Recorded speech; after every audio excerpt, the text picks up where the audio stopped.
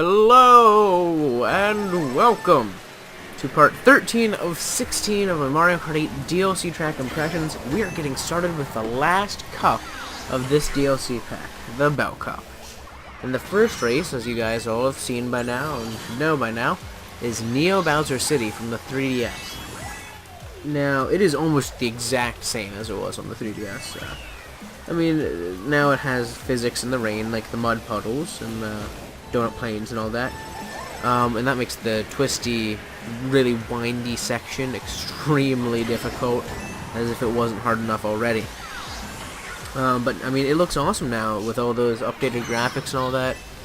I mean, it's a beautiful race now, and it was always one of my favorite races visually from Mario Kart 7.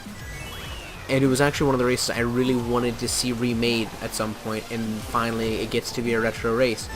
And I'm really excited about that. I think it turned out really nice. I mean, it's got the Bowser signal. I mean, come on. That was the best addition they had. Who needs the bat signal when you got the Bowser signal?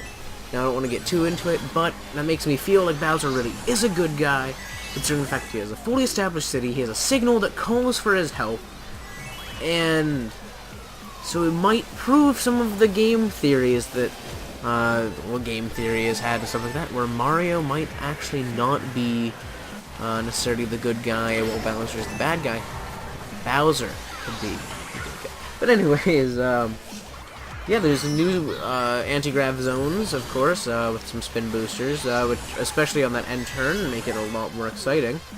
I think that's actually the only spot where it has any difference, like in the structure of the race, like where you're flying, where you're underwater, things like that, and it doesn't have underwater.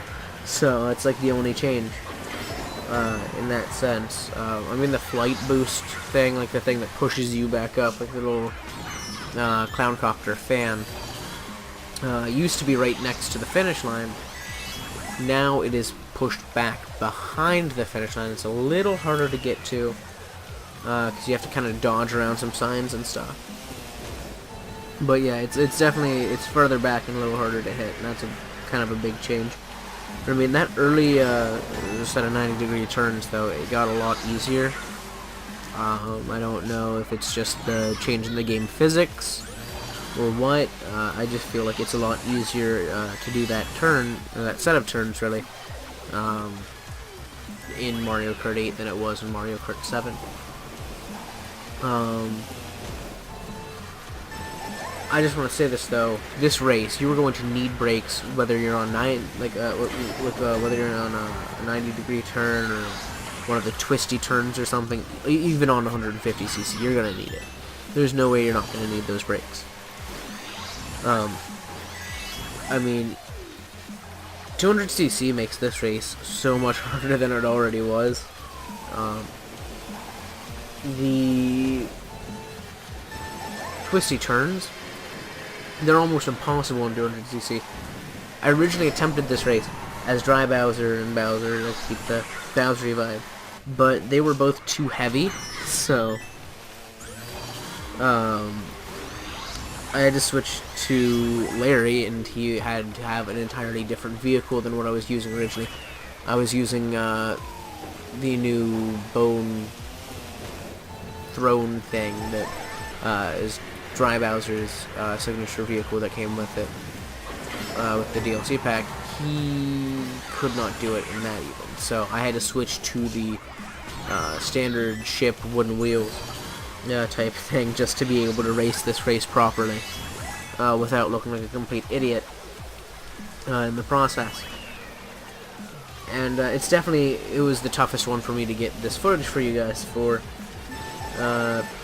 But I mean, because it needs strong handling, and it needs that handling, and it needs the traction stats of a lighter weight character for it to be a simple, easy race. I mean, it's tough, but I gotta say, it has a pretty sweet song, and I'm happy that it did not change too much from Mario Kart 7. It gives me, just listening to that song, all this nostalgia from Mario Kart 7. And I started playing Mario Kart 7 again just this Friday.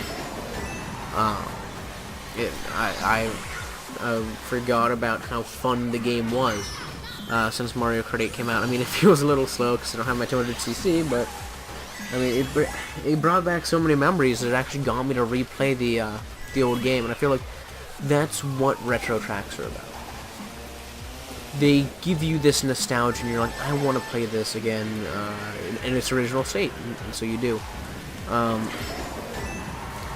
mean, it's definitely one of the most successful retro races in that respect. I mean, the one thing I must say that is not so great about it graphically, and I can understand why, the rain effect, while looking really cool on the road, it has a really low frame rate. I mean, that thing is going like 10 frames per second with those little ripples. I mean, they look a lot cooler than it did in Mario Kart 7, even though 7 I would say was more realistic, where it was just a little, like, each grain of the texture would kind of change colors here and there. I felt like that looked a little better, in my opinion, than this new ripple effect. But it was, I can understand why it was a lower frame rate, to not cause the game itself to run at a lower frame rate. But still, it's a little exaggerated for my taste. But I mean, while this race can be pretty frustrating, and I know it was for me when trying to get this footage, and it's extremely hard, it's still a good race. It's very well made, and you have to remember, this race was one of the hardest races from Mario Kart 7. I believe it was the last race of the Star Cup or something like that. And so it was made to be as tough a race as possible, other than Rainbow Road. And Mario Kart 7, I'm just going to say, did not have a tough Rainbow Road. So Neo Bowser City was pretty much the toughest it got in that game. And the game didn't have many hard races, so this was definitely a good choice, I think, for a retro race in Mario Kart 8, and I think it was really well done. I think it's a fabulous remake. I think they did great, especially with the amount of Bowser characters, like Koopa Lings and Dry Bowser and Bowser now. It's good to have another race for them to be representing, because they are they're so disproportionate in the character count that it's nice to see them starting to get that increase, at least in the races, to match that disproportion, to make it feel a little more balanced, just game, race-wise and character-wise and all that. But anyways, thanks for watching, and hope you loved this. If you liked this video and would like to see more, please subscribe to us on YouTube and follow us on Google+, where we post behind-the-scenes things, funny pictures, and more. We hope to see you there.